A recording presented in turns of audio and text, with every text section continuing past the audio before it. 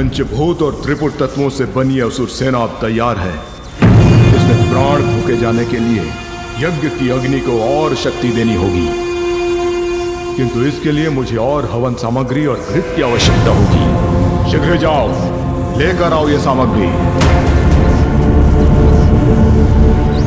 हमने यदि यज्ञ में बाधा डाली तो गुरु शुक्राचार्य का ध्यान आकृष्ट होगा और वो उस विघ्न को दूर करने का कोई उपाय सोच लेंगे, किंतु हम उसके पूर्ण होने में विलंब तो अवश्य उत्पन्न करवा सकते हैं।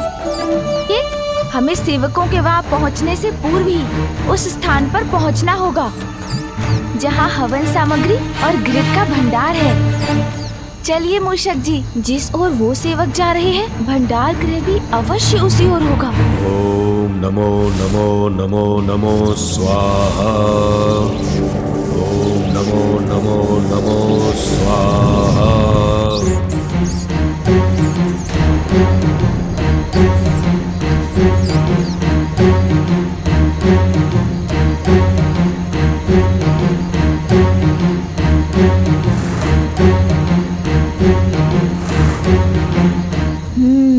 तो सुरंग में है हवन सामग्री। मुझे तत्काल कोई उपाय करना होगा ताकि असुर सैनिक वहां तक पहुंच ही ना सके। हाँ, ये उपाय तो अच्छा है। सुन जी,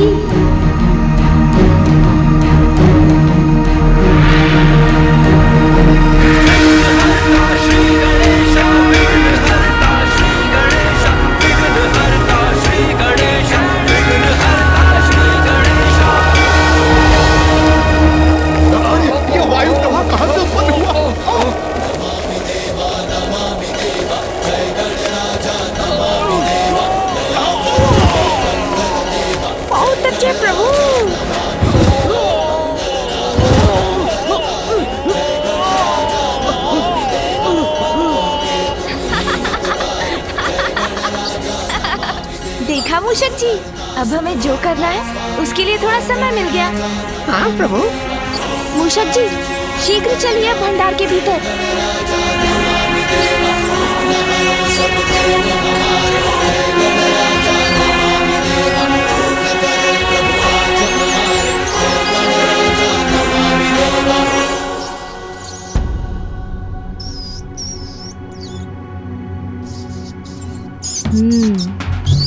प्रभु, यहाँ हवन सामग्री और घृत तो इतनी अधिक मात्रा में है। हाँ, जितना बड़ा षड्यंत्र तैयारी भी उतनी ही विशाल है, किंतु अब समय आ गया है विघ्नकर्ता के रूप में विघ्न डालने का। मूषक जी, वे असुर सेवक यहाँ पहुँचे उसके पूर्व इस सामग्री और घृत को समाप्त करना होगा हमें। हाँ हाँ प्रभु। मूषक जी, आप सामग्री नष्ट कीजिए, मैं घृत का उपाय करता हूँ। हाँ प्रभु, आरंभ करते हैं।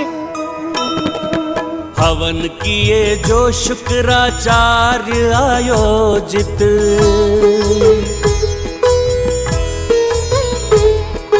जिससे हो देव नष्ट जग का हो अहित।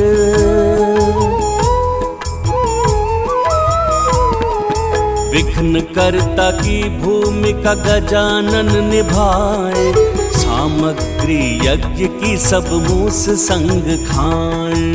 जय गणेश जय गणेश जय गणेश देवा, माता जाति पार्वती पिता महादेवा।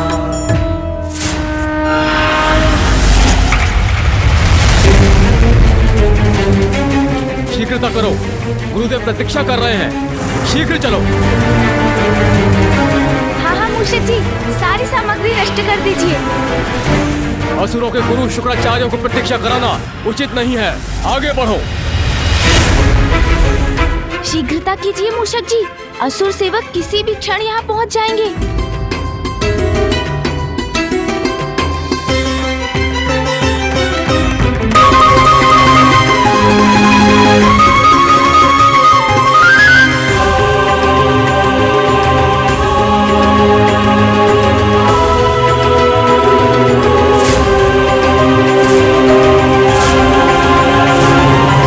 क्या हो गया?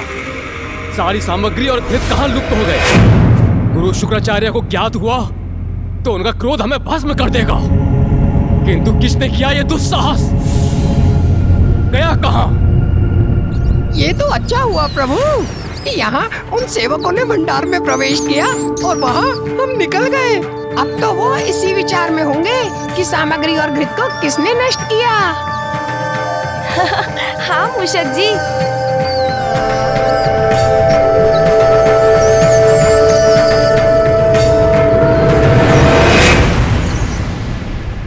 तो आइए मूषक जी, हम असुरों के इस अधर्म कार्य में थोड़ा और विघ्न उत्पन्न कर देते हैं।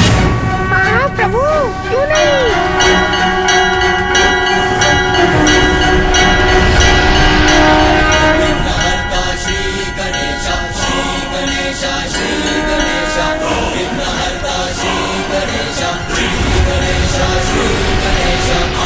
अब ये कवच गुफा में समाहित होने वाले तत्वों की शक्तियों को रोकेगी।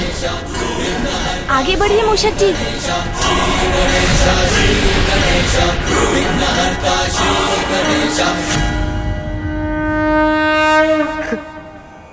प्रतीत होता है प्रथम पूज्य श्री गणेश अपने प्रयास में सफल हुए। हमारी ऊर्जा लौट रही है। हाँ देवराज,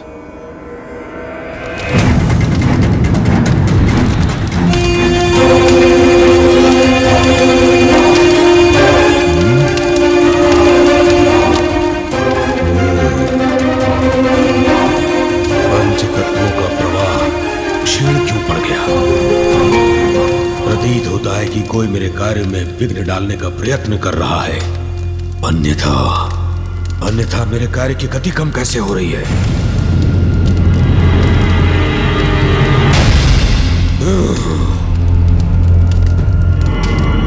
ओम ब्रीम ब्रह्म ब्रीम द्रम स्वाहा।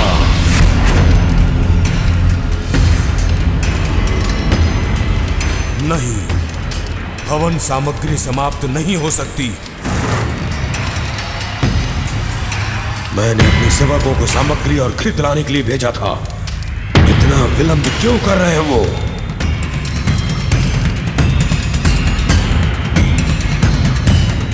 अभी तक सभी स्तंभित हैं। मैं पुनः अपने स्थान पर बैठ जाता हूँ और इनका स्तंभन तोड़ता हूँ। क्या हुआ? आप रुक क्यों गए?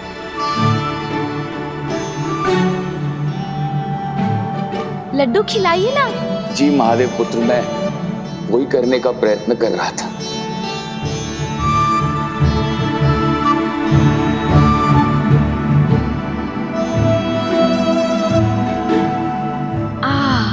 बस पर्याप्त है। क्या प्रभु, हम तो आपको लड्डू खिला ही ना सके। आपका तो एक ही लड्डू में उधर भर गया।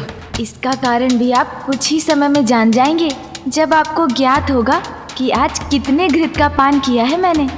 रुकिए, आप दोनों अपने हृदय को छोटा मत कीजिए। जो लड्डू तारकाक्ष जी ने मुझे खिलाया वो आप सबकी इतने श्रद्धा और भक्ति से पूर्ण था कि उसी से मेरा उदर भर गया। आप इन शेष लड्डुओं को त्रिपुर में प्रसाद के रूप में बंटवा दीजिएगा। जैसी आपकी आज्ञा प्रभु। अब आप मुझे अनुमति दीजिए। इतनी शीघ्र तो भी क्या है? आपकी सेवा का हमें थोड़ा और अवसर दीजिए।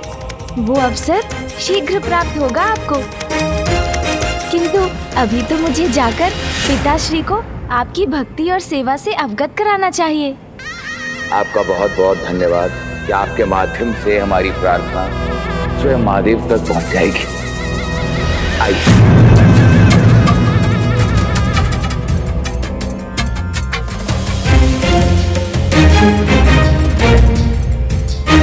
हमें अपने सानिध्य का सौभाग्य प्रदान करने के लिए शत शत नमन प्रभु।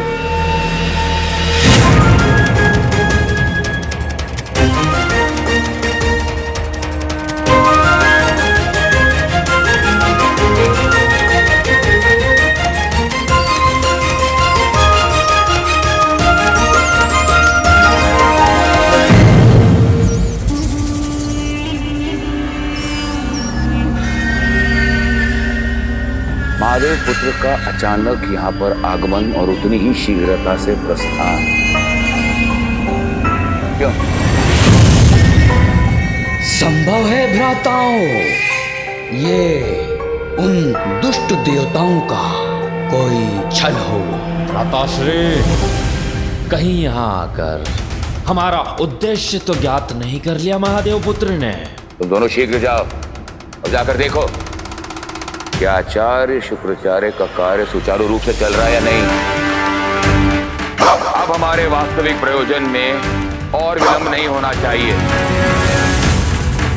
बहुत प्रतीक्षा की है इस दिवस की, अब और नहीं, अब और नहीं।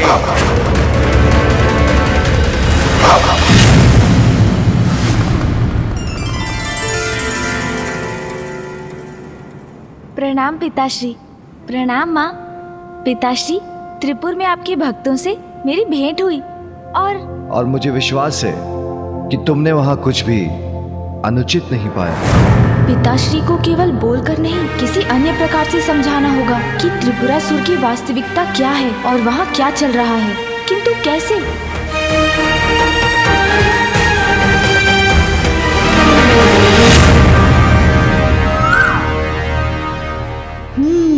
मिल गई युक्ति। अवश्य पिताश्री, आपका विश्वास उचित है। अनुचित का तो लेश मात्र भी नहीं था वहाँ। किंतु मैं आपको कुछ और भी दिखाना चाहता हूँ।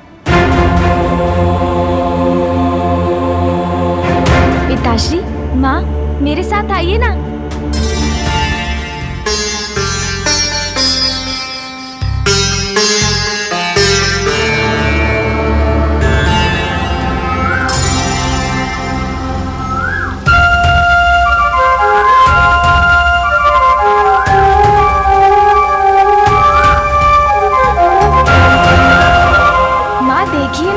कितना कोमल, कितना सुंदर स्वर है इस कोयल का। हाँ माँ, किंतु अपने मधुर स्वर से सबका मन मोहने वाली इस कोयल के पंजे पर भी एक दृष्टि डालकर देखिए।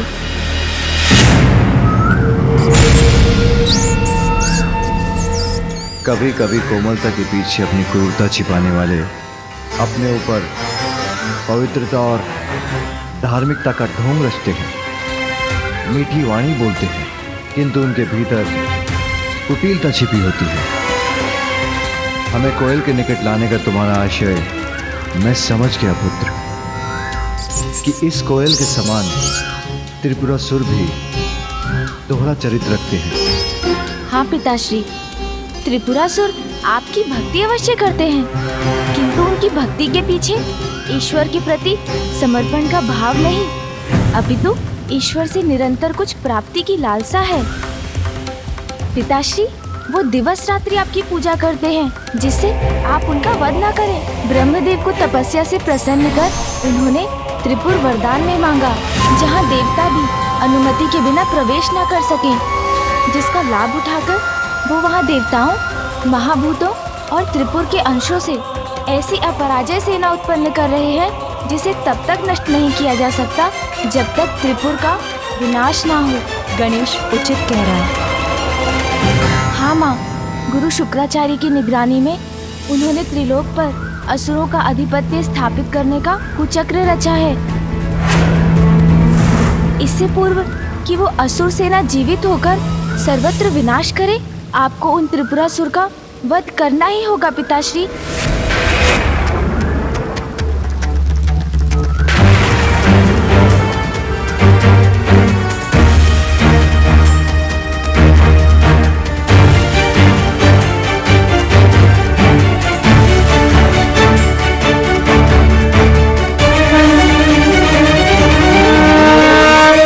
मुझे दिखाई दे रहा है त्रिपुर का नाश करने के लिए जो अनिवार्य स्थिति है वो अभी उत्पन्न हो रही है। स्वामी, यदि अभी आपने विलंब किया तो अगले सहस्त्र वर्षों तक त्रिपुर का नाश असंभव है।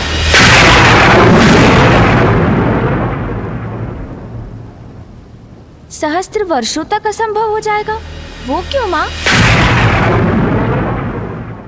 पुत्र, जब ब्रह्मदेव ने त्रिपुरासुरों को सहजता से वरदान दे दिया तो उन्होंने ब्रह्मदेव से कुछ और भी मांगा। प्रभु, मेरे भ्राताओं की इच्छा अनुसार हमें त्रिपुर का वरदान देने की कृपा कर आपने हमें कृतार्थ किया, किंतु मैं अभी भी संतुष्ट नहीं हूं। मेरी एक इच्छा अभी शेष है, उसे भी पूर्ण करने की कृपा करें। कहो वत्स कमलाक्ष, क्या चाहते हो तुम? प्रभु, मेरे भ्राता की इच्छा अनुसार मात्र महादेव ही त्रिपुर का नाश कर सकते हैं, किंतु तब सहस्त्र वर्षों में हमारे त्रिपुर के तीनों पुर एक सीधी रेखा में स्थिर हो।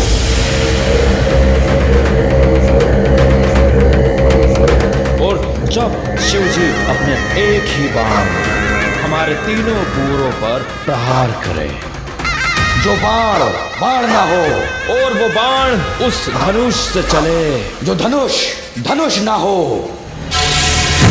और महादेव ऐसा उस रथ पर आरूढ़ होकर करे जो रथ ही ना हो। प्रभु, मात्र इसी अवस्था में त्रिपुर और हमारा विनाश संभव हो। तथास्तु, तथास्तु, तथास्तु।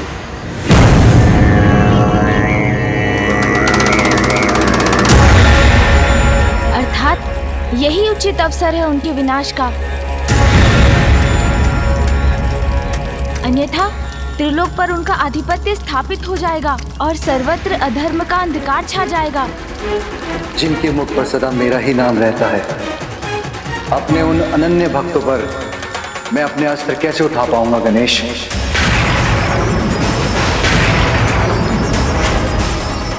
किंतु आपके वो भक्त तो संपूर्ण संसार का अहित करने की योजना बना रहे हैं पिताश्री। आपके प्रति उनकी भक्ति ढाल बनकर उनकी रक्षा कर रही है, किंतु उनकी भक्ति की ढाल इतनी भी बलवान नहीं है पिताश्री।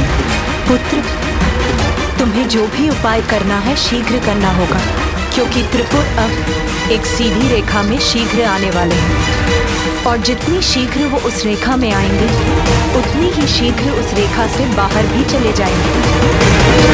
तुम्हारे पास कुछ ही पहर का समय है।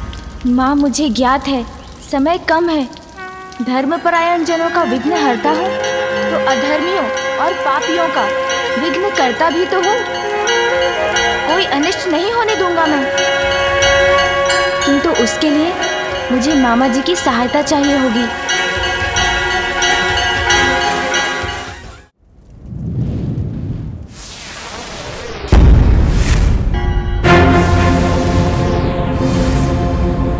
ये कैसा विघ्न है? अकस्मात ये अवरोध कैसे उत्पन्न हुआ? नहीं, मैं अपनी असुर सेना का निर्माण करके ही रहूंगा, और इसके लिए मैं अपनी समस्त आसुरी शक्तियों का आवाहन कर इस कार्य को पूर्ण और सफल करूंगा।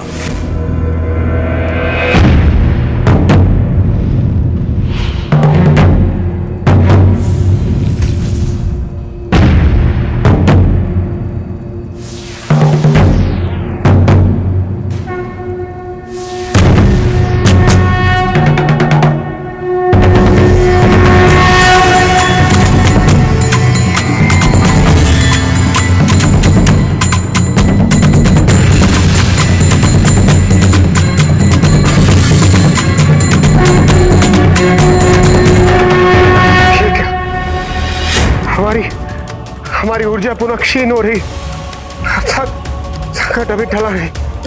हाँ इंद्रदेव।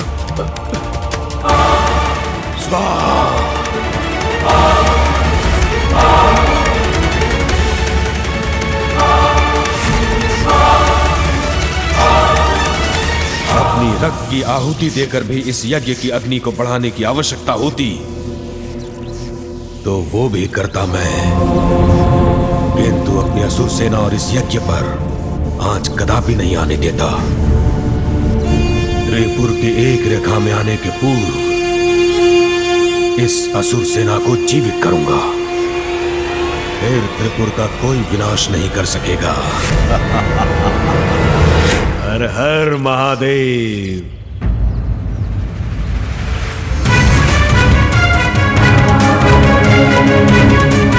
हमें शीघ्र त्रिपुरासुर को रोकना होगा, इससे पूर्व कि त्रिपुर सीधी रेखा में आकर सर्वत्र विनाश का कारण बने।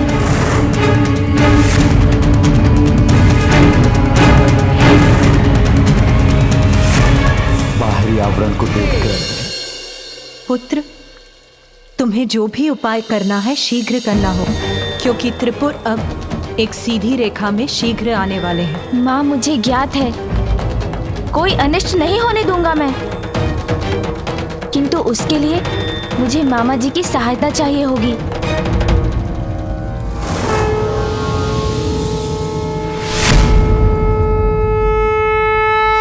मुझसे कैसी सहायता चाहते हो भांजे?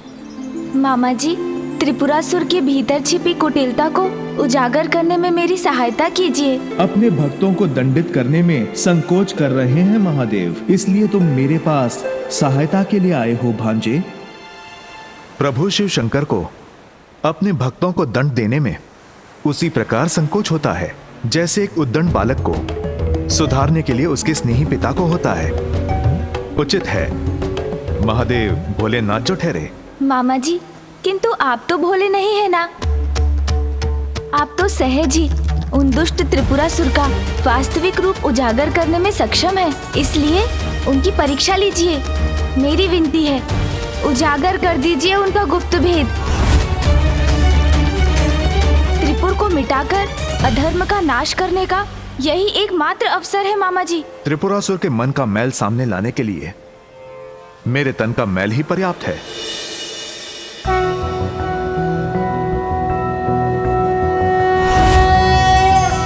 नारायणाय सुरमंडन मंडनाय, नारायणाय सकल स्थिति कारणाय, नारायणाय भवभीति निवारणाय, नारायणाय प्रभवाय नमो नमस्ते।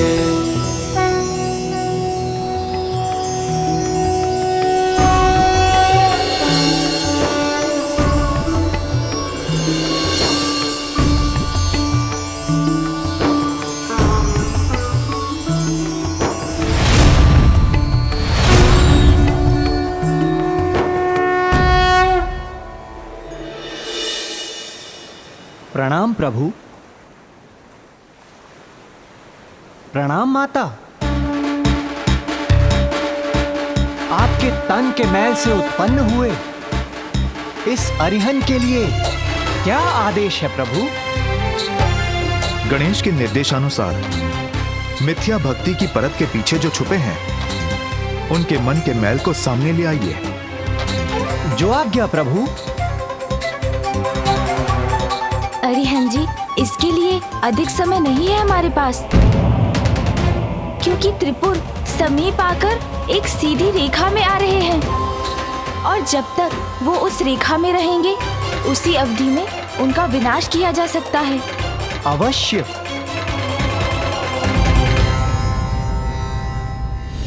त्रिपुर के एक रेखा में आने के पूर्व इन असुर सैनिकों को जीवित करूंगा। फिर त्रिपुर का कोई विनाश नहीं कर सकेगा।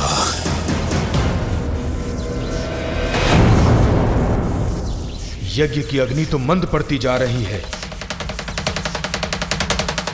इस अग्नि को और तीव्र करने की आवश्यकता है। मुझे और आहुति देनी होगी। रुकिए गुरुवर, इसकी कोई आवश्यकता नहीं।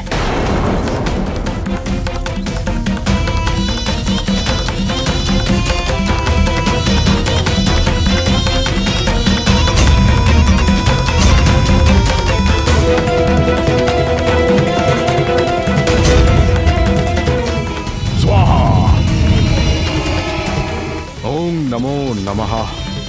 गुरुवर, अब ये यज्ञ कदापि नहीं थमेगा, शीघ्र ही चरम पर पहुंचेगा। आप चिंता मत कीजिए गुरुवर, मैंने भंडार को पुनः यज्ञ सामग्री और भिक्ष से भर दिया है।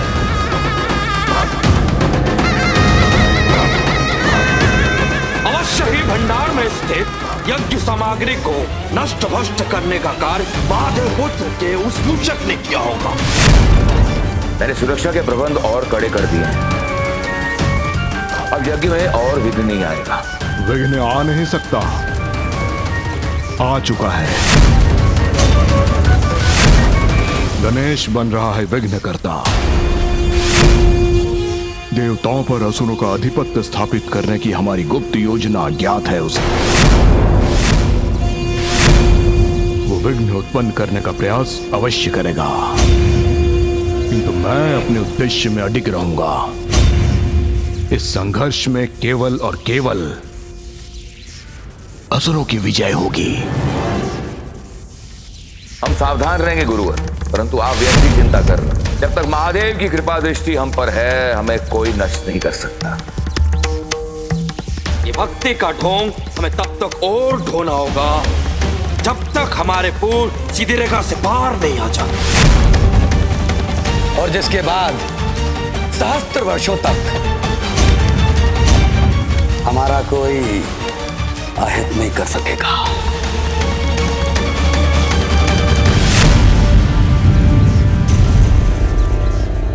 त्रिपुर के एक रेखा में आने में कुछ ही समय शेष है। ये अवसर बीतने से पूर्व पुत्र गजानन को कुछ करना होगा।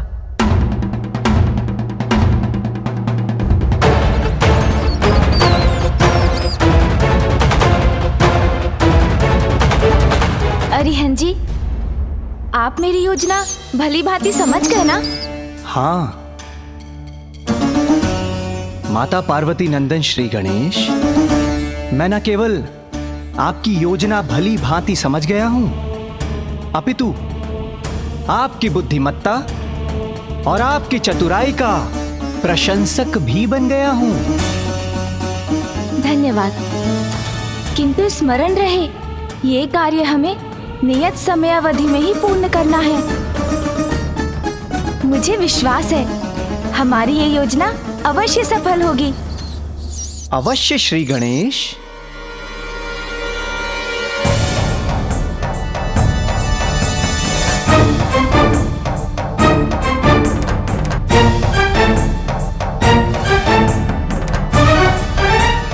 मैं नारायण का अंश अरिहन त्रिपुर में प्रवेश का इच्छुक हूं। त्रिपुर में प्रवेश का इच्छुक हूं। नारायण का अंश यहाँ क्यों? गुरुदेव शुक्राचार्य ने कहा था कि सावधान रहना, तो हम सावधान ही रहेंगे। अरिहन से भयभीत होने की आपको आवश्यकता नहीं है। मैं तो यहाँ अपने नवीन मित्रों की सहायता हेतु आया हूँ। इसका भीतर आना वर्जित किया तो वंचित रह जाएंगे आप लोग उस दिव्य अमृत से। और यदि इस अरिहन को प्रवेश करने दिया तो समस्त त्रिपुर वासियों के सुख और समृद्धि का एकमात्र स्रोत वो दिव्य अमृत, वास्तविक अमृत प्राप्त कर लेंगे आप।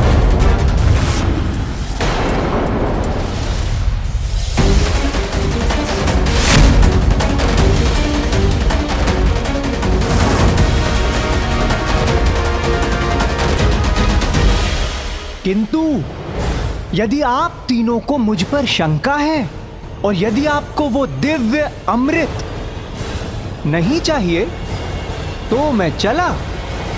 कहीं छल तो नहीं है?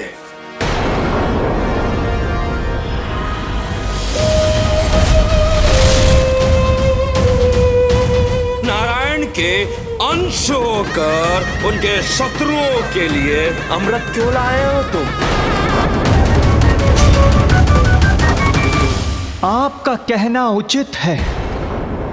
अंश हूं उनका, मित्र नहीं, सेवक हूं उनका, किंतु शुभ चिंतक नहीं। जिस प्रकार आप असुरों को कोई भी स्वीकार नहीं करता, ठीक उसी प्रकार इस अरिहन का भी तिरस्कार किया है। स्वयं नारायण ने। नारायण के मैल से उत्पत्ति हुई है मेरी, इसीलिए मुझे अपनी स्वयं की इस उत्पत्ति को वो आप असुरों के समान मैल ही मानते हैं। और इसलिए यह स्वाभाविक है कि मेरी और आपकी मित्रता हो जाए।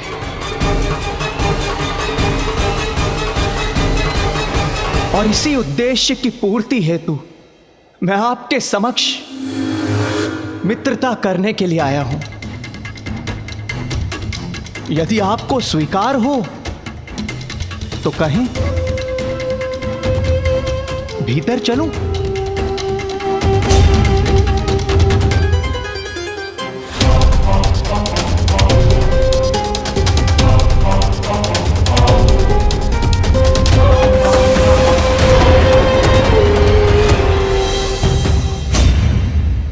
अरिहंत जी तो अपने बुद्धि के बल पर त्रिपुर के भीतर प्रवेश करने में सफल हो गए। अब प्रतीक्षा है कि वो किस प्रकार उनका ढोंग सामने ला पाते हैं।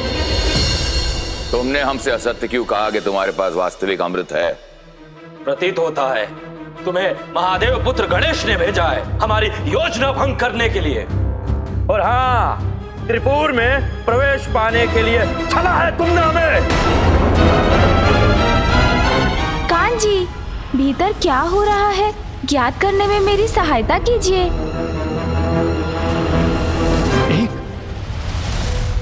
एक विषैली छाया का प्रकोप है आपके मन पर, इसीलिए तो आप दुखी हैं, अत्यधिक चिंताग्रस्त हैं, तनाव में हैं आप और इतने भयभीत हैं। किंतु आपके दुखों का नाश करने वाला, आपकी इस विषैली छाया को हटा देने वाला दिव्य अमृत है अरिहंत के पास।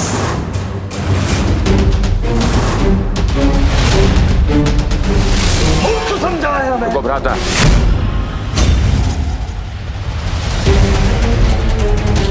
तुम कौन से विष को हटाने की बात कर रहे हो? हम तुम्हें एक और अवसर देते हैं। तुम हमें यह बताओ कि त्रिपुर वासियों के लिए तुम ऐसा कौन सा वास्तविक सुख लाए हो?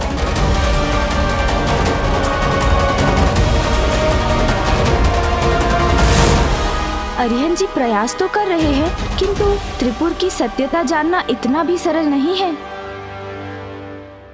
महादेव की भक्ति का ढोंग ये भी तो एक विष के समान ही है, किंतु उसी विष से मुक्ति दिलाने वाला दिव्य अमृत लेकर आया है अरिहंत।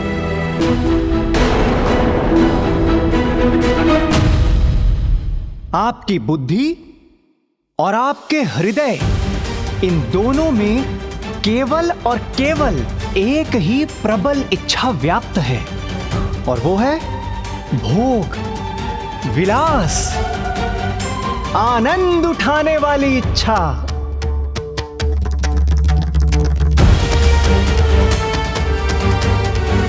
किंतु सत्य तो यह है, ये सब कुछ होने के पश्चात भी आप लोग भयभीत होने के कारण दरिद्रों की भांति अपना जीवन व्यतीत करने के लिए विवश हैं।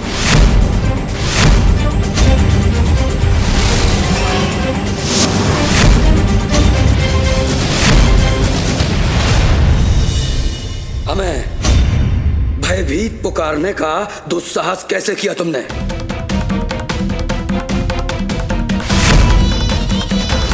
अरिहंत जी, आपको और भी युक्ति लगानी होगी।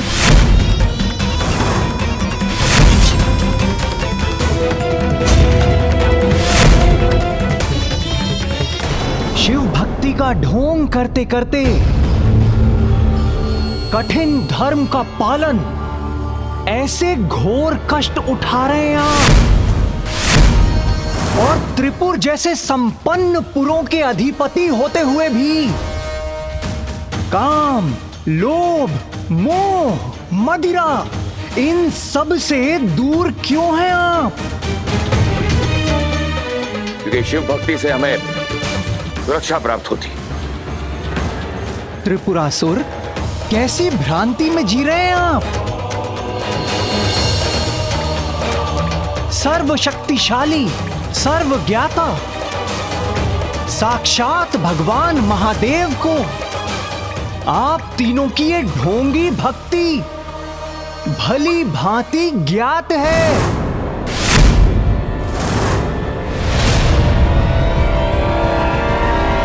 किंतु फिर भी आप तीनों सुरक्षित हैं और इसका कारण आपकी ढोंगी भक्ति नहीं है, अपितु आप तीनों की संगठित शक्ति है। इस समय मुझे आभास हो रहा है कि शीघ्र अतिशीघ्र आप तीनों को और भी अधिक शक्ति प्राप्त होने वाली है।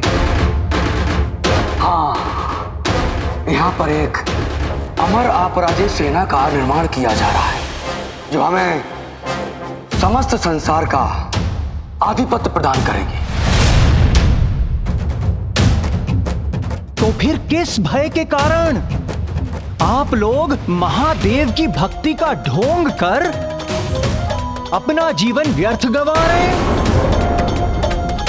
भूल जाइए अपनी इस ढोंगी भक्ति को। इनका समय अब गया।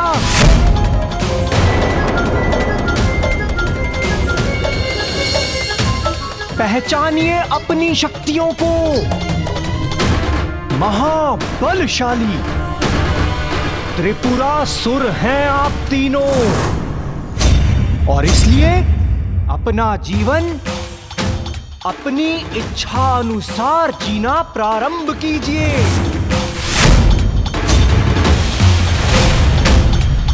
ये नारायण अंश सत्य कह रहे हैं, हमें भला किसका भय? चलिए मूषक जी। जब सभी सुख सुविधाएं प्राप्त है हमें, फिर ऐसे दरिद्रों की भांति क्यों जी रहे हैं? सत्य है, भक्ति में व्यर्थ कर रहे हैं अपना जीवन।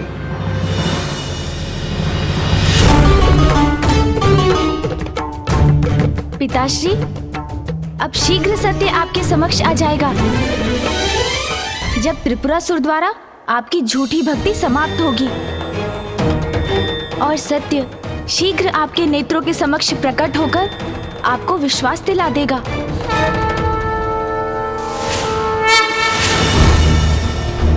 प्रतीत होता है कि हमारी योजना सफल हुई। मेरी बातों से प्रभावित हो गए हैं ये तीनों असुर।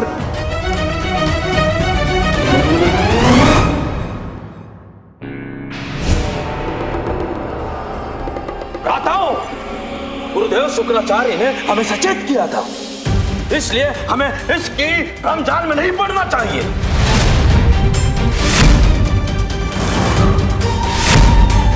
तुम्हें क्या लगा था कि तुम हमें हमारे भक्ति के मार्ग से इतनी सरलता से भटका सकोगे?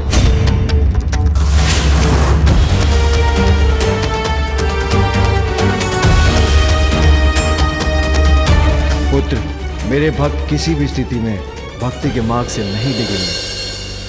आपको विश्वास दिलाने के लिए मुझे कुछ और प्रयास करना होगा।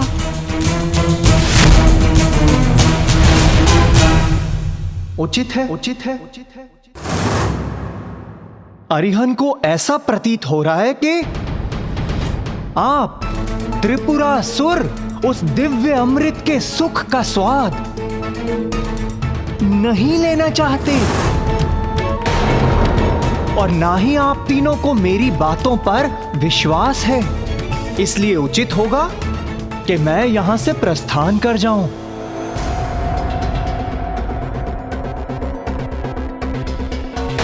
कोई अमृत नहीं है तुम्हारे पास, इसलिए अमृत के नाम पर हमें मूर्ख बनाने का प्रयास कर रहे हो।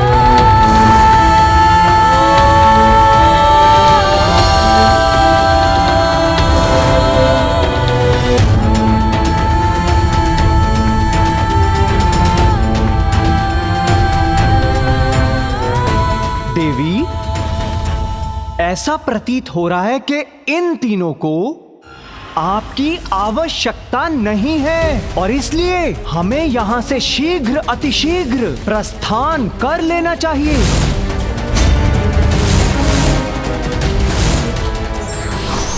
बुद्धिमान व्यक्ति वही होता है जो तब तक प्रयास करता है जब तक उसे कार्य में सफलता नहीं मिल जाती।